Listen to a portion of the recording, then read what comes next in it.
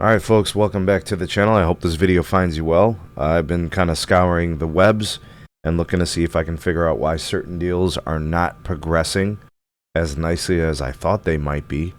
One of the things that I'm tracking is the Verizon and Frontier deal. There is a transaction proposed and will, I think, eventually get approval from every required entity between Verizon and Frontier, viewed as a merger, I think more so as an acquisition. Verizon wants to scale their fiber footprint. They want to get into more places. You know, the converged offer where you have wireless and, home broadband, wireline together is a winning proposition for VZ, and all these things. But, yeah, there appears to be some pretty serious pushback in at least one state. I know that California is a problem as well, but West Virginia is really attacking, and I don't blame them. So check some of these details out from this resistance.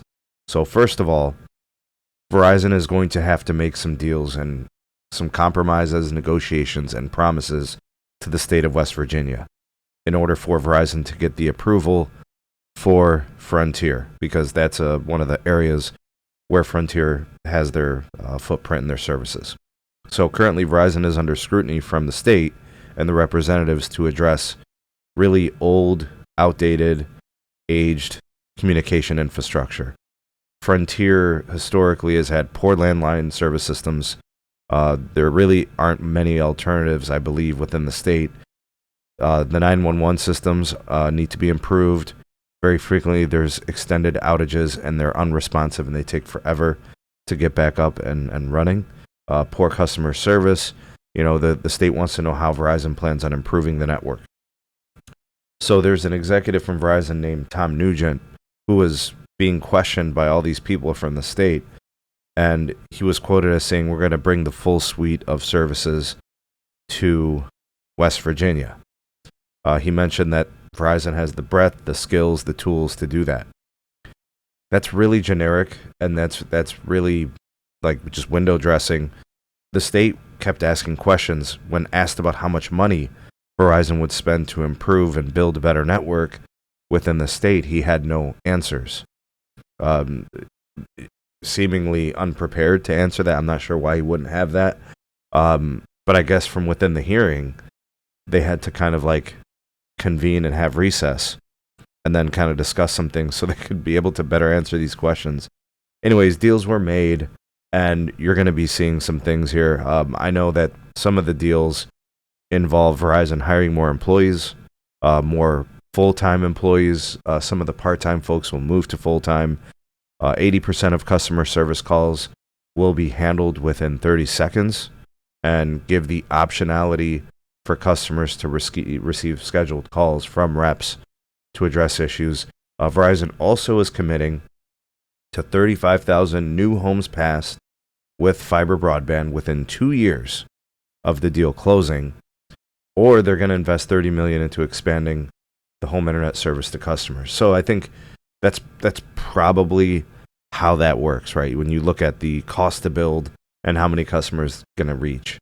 So yeah, Verizon would become the major player, I believe, within West Virginia if this deal was to be approved. There's probably a crap ton of copper out there that's going to have to be decommissioned, that is going to have to be switched to fiber.